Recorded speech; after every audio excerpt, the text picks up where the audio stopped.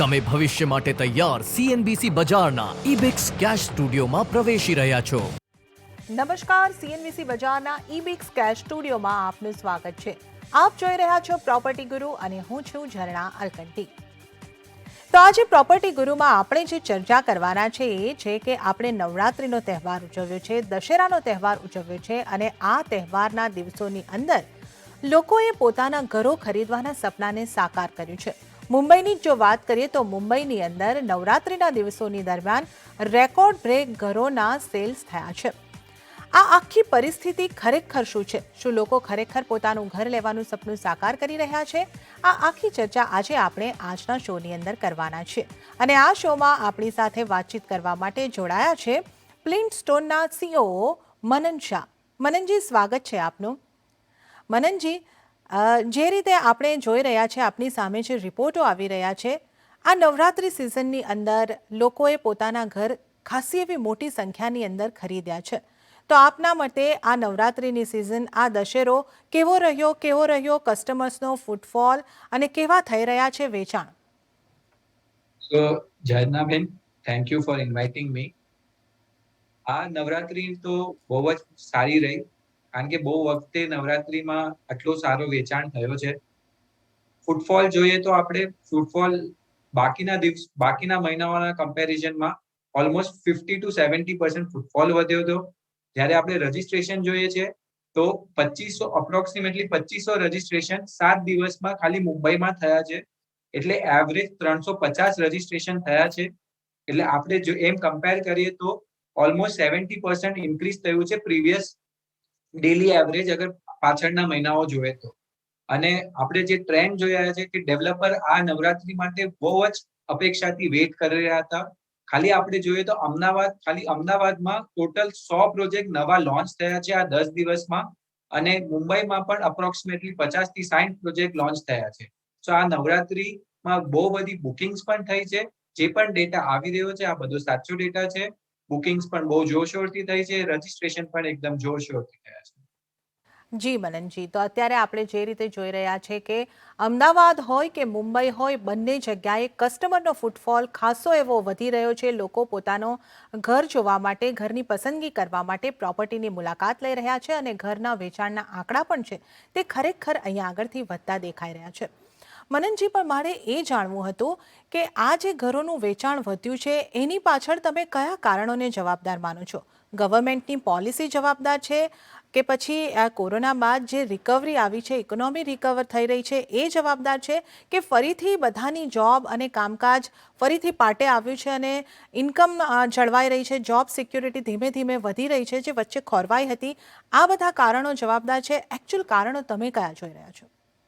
સો જર્નાબેન, આ જે તમે 3 પોઈન્ટ કીધા છે, આપણે ના કોઈ પણ એક પોઈન્ટને આપણે આમાં જિમ્મેદાર ન સમજાવી શકીએ કે જેની વજહથી આ ડિમાન્ડ વધી રહી છે। ત્રણેયનો ઇક્વલ યોગદાન રહ્યો છે। ગવર્મેન્ટનો પણ હજી પણ ખાસી એવી એ લોકોની આપણને રિલેક્સેશન આપેલી છે। જેમ કે ઇન્ટરેસ્ટ રેટ ઓલ ટાઈમ લો પર ચાલી રહ્યું છે હાઉસિંગનું। આ લોકોએ પ્રીમિયમ રિડક્શન કરી દીધું છે, જેનાથી ડેવલપરને ફાયદો થયો છે, જેનાથી સબવેન્શન ને એ બધી સ્કીમ્સ બધી સારી એવી થાય છે। અને આપણે જોવા જઈએ તો ઇકોનોમીમાં પણ રિકવરી બહુ ખાસી આવી છે। લોકોને લાગતું નથી કે હવેથી અહીંયા ઇકોનોમી પાછળ જઈ શકે છે, બીકોઝ એવરી ડે નવા રિઝલ્ટ આવે છે ને બધી કંપનીનું રિઝલ્ટ ને ડિમાન્ડ ને સપ્લાય બધું વધતું જ જાય છે। અને વિથ આ કોવિડનો સિનારીઓ ઘટતા વજેથી જોબ સિક્યોરિટી વધે છે, તે લોકોની ડિસ્પોઝેબલ ઇન્કમ પણ વધવાની સ્ટાર્ટ થઈ ગઈ છે। જે લોકો પહેલા ડરી રહ્યા હતા એ લોકો હવે ડરતા નથી। લોકોને હવે ઘર ખરીદવા માટે એકદમ બિંદાસ થઈ ગયા છે, કારણ કે જોબ સિક્યોરિટી પણ વધતી ગઈ છે। સો ગવર્મેન્ટ, ઇકોનોમી અને જોબ સિક્યોરિટી આ ત્રણેયનું યોગદાન સરખો જ કહેવાય, આપણે એમ કહીએ તો ચાલે।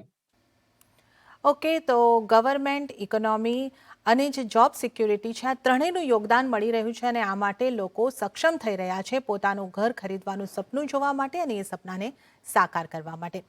પરંતુ મનનજી, આપણે જોઈ રહ્યા છે કે આ કોરોના કાળ દરમિયાન ઘણા બધા ચેન્જીસ આવતા ગયા અને હવે રિકવરી આવે છે એમ પણ ચેન્જીસ આવી રહ્યા છે। તો રિયલ એસ્ટેટ ક્ષેત્રે પણ ટેકનોલોજીનો ઉપયોગ વધી રહ્યો છે। તો રિયલ એસ્ટેટ ક્ષેત્રે ટેકનોલોજીનો ઉપયોગ કઈ રીતે અને આનો ગ્રાહકોને કે ડેવલપર્સને કઈ રીતનો લાભ મળી રહ્યો છે, રિસ્પોન્સ કેવો મળી રહ્યો છે ટેકનોલોજીના ઉપયોગથી? તો જનાબેન, હું તમને એમ કહીશ કે ટેકનોલોજી અને રિયલ એસ્ટેટ છે ને, એ બેઉ છેડા ક્યારે મળ્યા જ નહોતા. એ આ પેન્ડામિકના આવવાથી ટેકનોલોજીનો એપ્લિકેશન વધવા માંડ્યું રિયલ એસ્ટેટમાં, અને જેના ઘણા બધા ફાયદાઓ રિયલ એસ્ટેટને જોવા મળ્યા છે. આપણે જોઈએ તો વર્ચ્યુઅલ રિયાલિટી છે, ડ્રોન ટેકનોલોજી છે, અને જેમ કે આર્ટિફિશિયલ ઇન્ટેલિજન્સ, આ બધી ટેકનોલોજીની વજહથી રિયલ એસ્ટેટમાં ઘણો ફાયદો થયો છે. અગર આપણે જોઈએ વર્ચ્યુઅલ રિયાલિટીથી કસ્ટમર્સને દૂર બેસીને પણ એનું ઘર કેવું દેખાશે એ ત્યાં બેસીને પણ જોઈ શકે છે. ડ્રોનથી ઘરમાંથી વ્યૂ કેવો દેખાશે એ જોઈ શકે છે. અને સાથે આર્ટિફિશિયલ ઇન્ટેલિજન્સની વજહથી લોકોની સાયકીથી ડેવલપરને બહુ ફાયદો થયો છે. લાઈક ડેવલપર આપણે જોવા જઈએ ને તો બાયર અને સેલરની વચ્ચે સૌથી વધારે ટાઈમ રિયલ એસ્ટેટમાં બાઇંગ અને સેલિંગની વચ્ચે જ લાગે. તો આ આર્ટિફિશિયલ ઇન્ટેલિજન્સની વજહથી હવે એ લોકો વોઇસ મોડ્યુલેશનથી કસ્ટમરનું ઇન્ટેન્ટ શું છે એ પણ એ લોકો ઇમોશન્સ કેપ્ચર કરે છે. એ લોકો કયા કસ્ટમરનું કેટલું ઇન્ટેન્ટ છે બાઇંગ છે. તો અગર સમજો પહેલા 1000 કસ્ટમરમાંથી 20 કસ્ટમર બાઇંગ માટે એ લોકોને ગોતવા પડતા હતા, તો એ હવે ટેકનોલોજીની મદદથી 1000માંથી ડાયરેક્ટ ફિલ્ટર થઈને 100 જ કસ્ટમર મળે છે. તો હવે 100માંથી 20 લોકો ખરીદવાના હોય તો એની પ્રોબેબિલિટી બહુ વધવા માંડે. તો ટેકનોલોજીનો યુઝ બહુ આસાનીથી થાય છે. અને આપણું જે નવું યુથ પેઢી વધી રહ્યું છે, એ યુથ પેઢી બહુ ટેક સેવી પેઢી છે. તો એ લોકોને પોતાનું ઘર કેવી રીતના બની રહ્યું છે, આ બધી ટેકનોલોજીની મદદથી એ લોકો દૂર લોકેશનમાં પણ ઘર ખરીદે તો ત્યાં પ્રોગ્રેસ શું થઈ રહ્યો છે, ત્યાં અહીંયા હર વાર જઈને ચેક કરવું નથી પડતું. તો આ ટેકનોલોજી ટ્રસ્ટ અને ટ્રાન્સપરન્સી જે રિયલ એસ્ટેટ સેક્ટરમાં લેક હતું એ લાવી રહ્યા છે. અમે લોકો પણ ડેવલપર માટે જે આ ટેકનોલોજી અમારા ચેનલ પાર્ટનર અને ડેવલપર માટે જે લાવીએ છીએ એની વજહથી પણ એ લોકોને આ બધી ટેકનોલોજીનો ઉપયોગ અમે પણ કરીએ છીએ અમારા ઓર્ગેનાઇઝેશનમાં, જેથી એ લોકોને પણ ફાયદો થાય છે. અને આ ટેકનોલોજી હજી આગળ વધવાની જ છે. રિયલ એસ્ટેટ સૌથી પાછળ હતું ટેકનોલોજીમાં, જે હવે ટેકનોલોજીના વપરાશ કરવાથી એ લોકો હવે બહુ આગળ આમાં ગ્રોથ આવી રહ્યો છે. અને ટેકનોલોજીનો રિસ્પોન્સ બહુ જ સારો મળ્યો છે ફ્રોમ ધ યંગ ક્રાઉડ અને ઇન્વેસ્ટર આઉટસાઇડ ઇન્ડિયા. એટલે આપણે બહારના જે આપણા લોકો હતા ઇન્ડિયાની બહાર, એ લોકોને ડિસિઝન મેકિંગ ઇઝી થવા માંડ્યું છે because of technology. So globally technology બહુ એડવાન્સ હતું, ઇન્ડિયામાં થોડું પાછળ હતું. તો જે હવે ઇન્ડિયાએ સ્પીડ પિકઅપ કરી લીધી છે, I think so technology real એસ્ટેટમાં હવે ઘણું આગળ જશે. ઓકે, તો જે રીતે આપ જણાવી રહ્યા છો કે ટેકનોલોજીને કારણે ગ્લોબલી ઇન્વેસ્ટમેન્ટ પણ વધી રહ્યું છે, ડેવલપર અને ગ્રાહકોની વચ્ચે લેવેચનો ગાળો ઘટી રહ્યો છે, અને સાથે જ ગ્રાહકો જે છે તે પોતાના ઘરના ઉપર દૂરથી જ કઈ રીતનું બાંધકામ થઈ રહ્યું છે એના ઉપર નજર રાખી શકે છે. મનનજી, આપણે જે રીતે આજે વાત કરી રહ્યા છે કે ઘરોનું વેચાણ વધી રહ્યું છે, એટલે ઘરોની માંગ વધી રહી છે, તો મારે તમારી પાસેથી એ જાણવું હતું કે ખાસ કરીને કયા સેગમેન્ટના ઘરોની માંગ વધી રહી છે, કયા સેગમેન્ટમાં લોકોને ખાસ કરીને ઘરની વધુ પસંદગી કરી રહ્યા છે, ખરીદી રહ્યા છે? તો અત્યારના જે આપણા બધા કસ્ટમર્સ હતા, એ જે આ કોવિડ આવ્યું અને કોવિડની વજહથી નીડ ઓફ ઘરની જે નીડ હતી ને એ બહુ વધી ગઈ છે. અને વર્ક ફ્રોમ હોમના રહેતા લોકોને હવે મોટા ઘરની અપેક્ષા વધવા માંડી છે. તો અગર આપણે મુંબઈનો ટ્રેન્ડ પકડે તો મુંબઈમાં પહેલા એક ટ્રેન્ડ હતો કે અફોર્ડેબલ હાઉસિંગમાં બહુ વધારે લોન્ચીસ આવતા હતા, જે હવે આખું શિફ્ટ થયું છે મિડ સેગમેન્ટમાં. કારણ કે મિડ સેગમેન્ટમાં લોકોને હવે મોટા ઘર જોઈએ છે. જે 1 BHK માં રહેતા હતા એને 2 BHK જોઈએ છે, જે 1 રૂમ કિચનમાં રહેતા હતા એને 1 BHK જોઈએ છે. તો આ ટ્રેન્ડ વધતી જાય છે. તો અગર આપણે જોઈએ તો વધારે મિડ સેગમેન્ટમાં લોન્ચીસ થયા છે, અફોર્ડેબલમાં એનો પછી નંબર અફોર્ડેબલમાં આવે, જ્યારે કે લક્ઝરી સેગમેન્ટમાં હવે લોન્ચીસ બહુ ઓછા થવા માંડ્યા છે. અને અગર આપણે અમદાવાદનો સિનારીઓ પકડે તો અમદાવાદમાં હજી પણ અફોર્ડેબલ સેગમેન્ટમાં લોન્ચીસ વધારે થઈ રહ્યા છે, બીકોઝ અમદાવાદમાં ગવર્મેન્ટની સ્કીમ અને એડની વજહથી અફોર્ડેબલ હાઉસિંગ વધારે ફાસ્ટ સેલિંગ થઈ ગયા છે. અને એની પછી ફોલોડ બાય મિડ સેગમેન્ટ જ છે. અમદાવાદમાં પણ લક્ઝરી સેગમેન્ટમાં ઘટાડો ઓલમોસ્ટ 65% જેવો થયો છે, બીકોઝ અત્યારના ડિમાન્ડ અફોર્ડેબલ અને મિડ સેગમેન્ટમાં વધારે છે, અને મિડ સેગમેન્ટ મુંબઈમાં વધી રહી છે as compare to Ahmedabad. Okay, તો અહીંયા આગળ આપણે જોઈ શકીએ છીએ કે મુંબઈની અંદર મિડ સેગમેન્ટના ઘરોની માંગ વધારે દેખાઈ રહી છે, જ્યારે જો આપણે અમદાવાદની વાત કરીએ તો અમદાવાદમાં અફોર્ડેબલ સેગમેન્ટની અંદર ઘરોની માંગ વધારે પડતી રહેતી દેખાઈ રહી છે. તો આ આખો ટ્રેન્ડ આપણે અહીંયા આગળ જોઈ શકીએ છીએ રિયલ એસ્ટેટ માર્કેટની અંદર.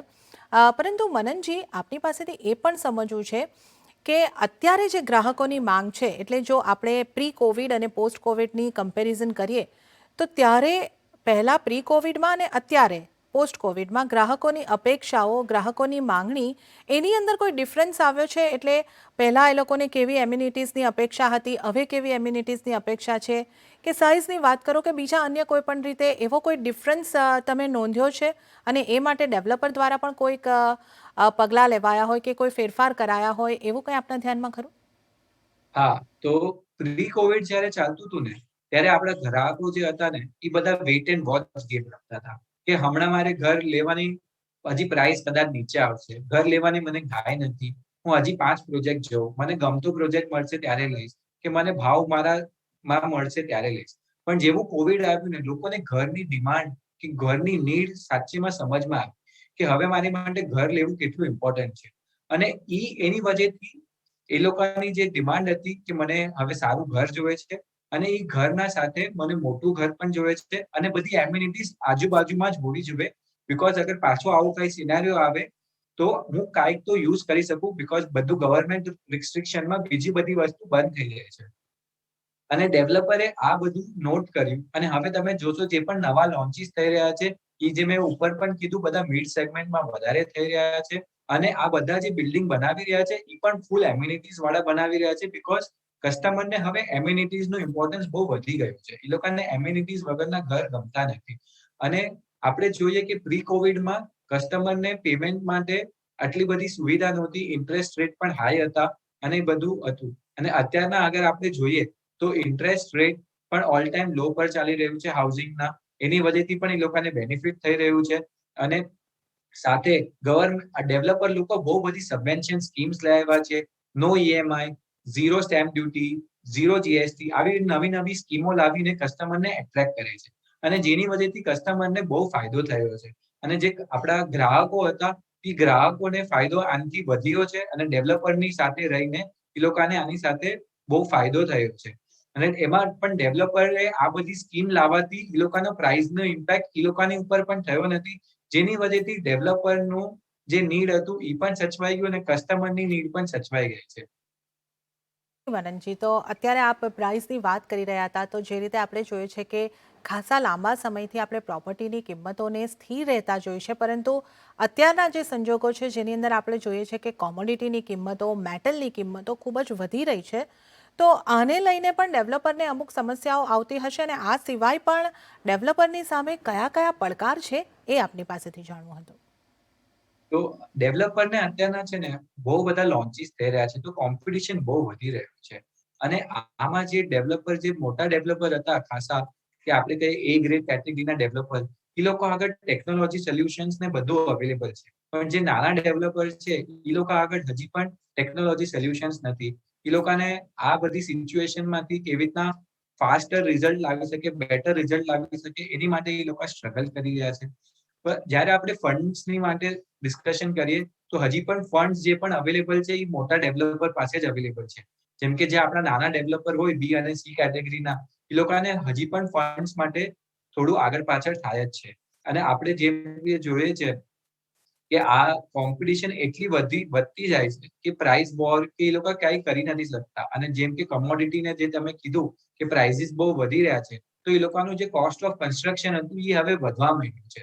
તો ડેવલપરનો પ્રોફિટ માર્જિન પણ રિડ્યુસ થવા માંડ્યો છે. હવે પ્રાઇસમાં ઇન્ક્રીઝ થઈ નથી રહ્યું, સ્ટેબલ રહી છે. અને એ લોકોનું ઇનપુટ કોસ્ટ વધતું જાય છે. તો હવે એને કેવી રીતના સ્ટેબલ કરવાનું, અત્યારના સૌથી મોટી ચેલેન્જ ડેવલપરની સાથે આ જ ચાલી રહી છે કે એ લોકો એનું કેવી રીતના ફાસ્ટર. તો હવે આમાં જેમ કે હવે બહુ બધા એ લોકો મેન્ડેટ બિઝનેસ, જેમ કે અમે લોકો છે, એ લોકોની સાથે એ લોકો જોડાઈને એ લોકોનું સેલ્સ ફાસ્ટ કરવાની કોશિશ કરે છે. જેનાથી એ લોકોનું સેલ્સ ફાસ્ટ થાય, તો જેનાથી એ લોકોનું કેશ ફ્લો આવી જાય, તો એ લોકોના કન્સ્ટ્રક્શન જેટલું બને એટલું જલ્દી પતાવી શકે ને એનાથી એ લોકોનું ઇન્ટરેસ્ટનું કે વ્યાજનું જે સ્પ્રેડ હોય એ લોકો ઓછું કરી શકે, જેનાથી એ લોકોને ફાયદો થઈ રહ્યો છે. તો આ બધા પ્રોબ્લેમ્સ ડેવલપર હજી પણ ફેસ કરવાના છે અને એ કરતા રહેશે. જી, તો અહીંયા આગળથી આપણે જે સમજી રહ્યા છે કે ડેવલપર્સને જે સમસ્યાઓ આવી રહી છે ફંડને રિલેટેડ અમુક ઇસ્યુ અમુક ડેવલપર્સને આવી રહ્યા છે, કારણ કે કોમોડિટીની કોસ્ટ વધી રહી છે, જેને કારણે ઇનપુટ કોસ્ટ વધી રહી છે અને પ્રાઇસને સ્થિર રાખવો ગ્રાહકો સારી એવી ખરીદી કરી શકે એ માટે જરૂરી છે. તો આ તમામ સમસ્યાઓ છે જે ડેવલપરની સામે હજી પણ ઊભી છે અને આગળ પણ ભવિષ્યમાં યથાવત રહે એવું લાગી રહ્યું છે. તો આ ખૂબ જ રસપ્રદ ચર્ચા આપણી ચાલી રહી છે, પરંતુ સમય થઈ રહ્યો છે એક નાનકડા વિરામનો. તો અહીં લઈશું એક નાનકડો વિરામ અને ત્યારબાદ આપણે આ ચર્ચાને આગળ વધારીએ.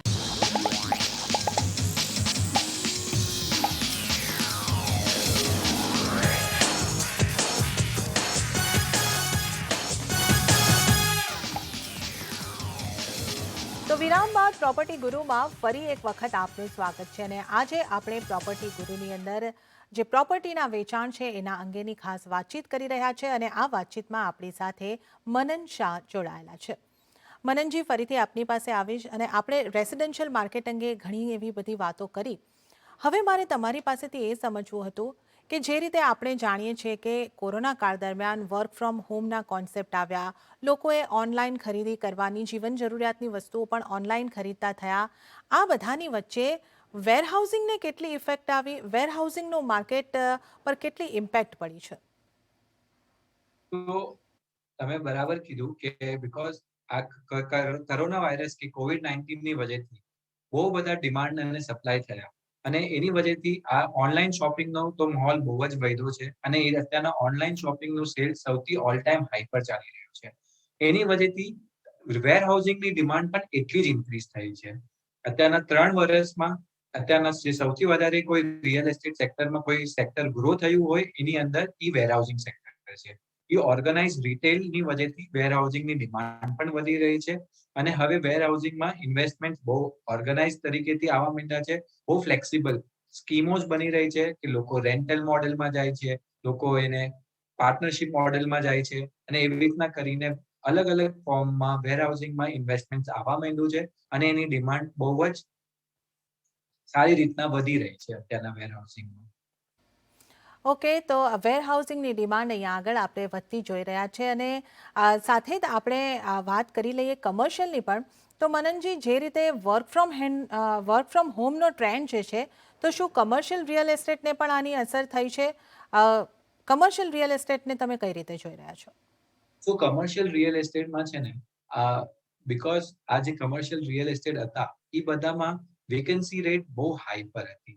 હવે ઈ ધીરે ધીરે ઘટવા માંડી છે અને આપણે જોઈએ તો લોકો વર્ક ફ્રોમ હોમ અને વેક્સિનેશનના ચલતે એટલું બધું વેક્સિનેશન ડ્રાઈવ ઇન્ડિયામાં ચાલી રહ્યું છે જેની વજહથી હવે લોકોને લાગે છે કે આ બધા પાછા આવશે અને હવે બધા લોકો હાઇબ્રિડ મોડેલમાં જવા માંગે છે. જે પહેલા આઈટી સેક્ટરને બધા પણ ખાલી કમ્પ્લીટ વર્ક ફ્રોમ હોમની વાતો કરતા હતા, એ લોકો પણ હવે હાઇબ્રિડ સેક્ટરની વાતો કરે છે. હાઇબ્રિડ મોડેલ એટલે કે 50% લોકો એટલીસ્ટ વર્ક ફ્રોમ હોમની બદલે ઓફિસ આવશે.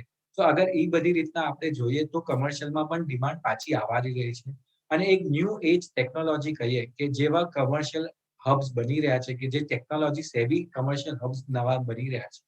આપણે જોઈએ તો કમર્શિયલ જે પહેલા ઇન્ફ્રાસ્ટ્રક્ચર જે જૂના આપણે કહીએ ગાળાઓ બનતા હતા, એ ગાળાઓમાંથી હવે એ બનવા માંડ્યા છે ન્યૂ એજ ટેકનોલોજી, જ્યાં વાઈફાઈ કનેક્શન ને આ બધું જે કસ્ટમરને જોવે છે, થોડી ઓપન સ્પેસીસ જોવે છે, થોડી ગ્રીનરી જોવે છે, જેની વજહથી એવી ડિમાન્ડના કમર્શિયલની ડિમાન્ડ બહુ વધી રહી છે અને જેના એવા કમર્શિયલ હાઉસીસ છે એ બધાના જે બધું ટ્રાન્ઝેક્શન લાસ્ટ ક્વાર્ટરમાં બધા અટકી ગયા હતા કમર્શિયલના બીકોઝ ઓફ વેવ 2, હવે એ બધા ક્લોઝર પર આવી ગયા છે. જે અટકેલા સોદાઓ હતા એ બધા પૂરા થવા માંડ્યા છે અને ફ્લેક્સિબિલિટી આપવા માંડ્યા છે લોકો યુઝ કરવા માટે કે કેવી રીતના કમર્શિયલ સ્પેસીસને યુઝ કરી શકે અને વર્ક સ્પેસને કેવી રીતના યુઝ કરી શકે. તો એ બધી રીતના આપણે જોઈએ ને તો કમર્શિયલનું ડિમાન્ડ પાછું આવી રહ્યું છે. અગર આપણે કોવર્કિંગમાં કમર્શિયલ જોઈએ તો કોવર્કિંગમાં હવે ટિયર 2 અને ટિયર 3 સિટીઝમાં પણ કમર્શિયલ હબ્સ વધારે બનવા માંડ્યા છે બીકોઝ લોકો હોમ ટાઉનથી કામ કરે છે તો એ લોકોને મલ્ટી સિટી કમર્શિયલ પ્લેસીસ મળે તો ત્યાંથી લોકો બધી સાઈડથી કામ કરી શકે. સો એ રીતના આખું કમર્શિયલમાં પણ ડિમાન્ડ હવે વધશે એવું જ લાગી રહ્યું છે. ઓકે, તો અહીંયા આગળ આપણે કમર્શિયલની વાત કરી, તમે જણાવી રહ્યા છો કમર્શિયલની અંદર કોવર્કિંગની અંદર પણ ડિમાન્ડ વધી શકે છે. તો સાથે જ આપણે રિટેલ સેગમેન્ટ અંગે પણ એક વાત કરી રહીએ. તો રિટેલ સેગમેન્ટમાં હવે સ્થિતિ કઈ રીતની છે? હવે બધા મોલ્સ પણ ઓપન થઈ રહ્યા છે, તો રિટેલના માર્કેટને તમે કઈ રીતે જુઓ છો? તો રિટેલ માર્કેટ આપણે જોઈએ ને સૌથી વધારે જે અફેક્ટેડ માર્કેટ હતું ને એ રિટેલ હતું રિયલ એસ્ટેટમાં આ પેન્ડેમિકની વજહથી. તો રિટેલ સેગમેન્ટ સૌથી વધારે દબાયેલું હતું. વેવ 1 ખતમ થવા પછી લાગ્યું ધીરે ધીરે ઇઝિંગ થવાથી રિટેલ માર્કેટ ધીરે ધીરે પિકઅપ જેવું થવાનું સ્ટાર્ટ કર્યું ત્યાં વેવ 2 આવી ગયું. તો એ પાછું એની બધું શાંત થવા માંડ્યું. હવે ધીરે ધીરે લોકોને વેક્સિનેશન ડ્રાઈવની વજહથી હવે લાગે છે કે રિટેલ મોલ્સ ને બધું ખોલવા માંડ્યું છે. મોલની જે વેકેન્સી પહેલા 12 ને 13% પર હતી એ હવે ઘટીને 9% પર આવી ગઈ છે. તો ધીરે ધીરે મોલ્સમાં પણ રિટેલ્સ પાછા આવી રહ્યા છે. જે સ્ટ્રીટ રિટેલ કહીએ એમાં પણ પાછા સોદાઓ થવા માંડ્યા છે બીકોઝ રિટેલની ડિમાન્ડ બહુ વધી રહી છે. અને દિવાળી પર તો લાગે છે કે જેમ કે ફ્લડ ગેટ આપણે કહીએ ને એવી રીતના થવાનું છે કે રિટેલની ડિમાન્ડ ફૂલ જોરશોરથી વધવાની છે બીકોઝ જે લોકો અટકેલા હતા કઈ બાઇંગ કરવાથી એ લોકોને વેક્સિનેશનના ચલતે બધું હવે લાગે છે કે બેક ટુ નોર્મલ લાઈફ આવવાની છે within a month or 2 month. તો એની વજહથી આપણને લાગે છે કે રિટેલમાં ડિમાન્ડ હવે ફૂલ જોરશોરથી આવવાની છે. અને તમે આપણે જોઈએ તો ઓનલાઈન સેલ્સ પણ ઓલ ટાઈમ હાઈ પર ચાલે છે. અત્યારના રેસ્ટોરન્ટ બધી રેસ્ટોરન્ટ મોર દેન 100% ઓક્યુપન્સી પર ચાલી રહી છે. ત્યાં જે એટલે બધી ટાઈપ ઓફ એફએમસીજી કહીએ કે કન્ઝ્યુમર ડ્યુરેબલ્સ કહીએ કે રિયલ એસ્ટેટ કહીએ કે રિટેલ સેગમેન્ટમાં બધી સાઈડ ડિમાન્ડ બહુ વધી રહી છે. તો રિટેલની ડિમાન્ડ હવે આગળ જતા વધવાની જ છે.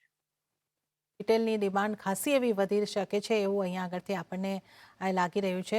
તો મનનજી, હવે આપણા આજના શોનો છેલ્લો સવાલ, કયા સેગમેન્ટને તમે દરેક સેગમેન્ટ અંગે આપણે અહીંયા આગળ ચર્ચા કરી છે બધાને ઇન્ક્લુડ કરી લો તો એક ટૂંકમાં મને થોડો જવાબ જોઈએ છે, બ્રીફમાં થોડો જવાબ જોઈએ કે ગઈ દિવાળીથી આ દિવાળી સુધી તમે રિયલ એસ્ટેટને કઈ રીતે જુઓ છો, ક્યાં વધારે ગ્રોથ દેખાઈ શકે છે? એટલે કે દિવાળી ઉપર રિયલ એસ્ટેટનું કયું ક્ષેત્ર તમને, કયું સેગમેન્ટ તમને બૂમ ઉપર હશે એ રીતનું લાગી રહ્યું છે? તો આપણે અગર જોવા જઈએ તો રિયલ એસ્ટેટમાં રેસિડેન્શિયલમાં ડિમાન્ડ બહુ સારી હતી જે કન્ટિન્યુ રહેશે.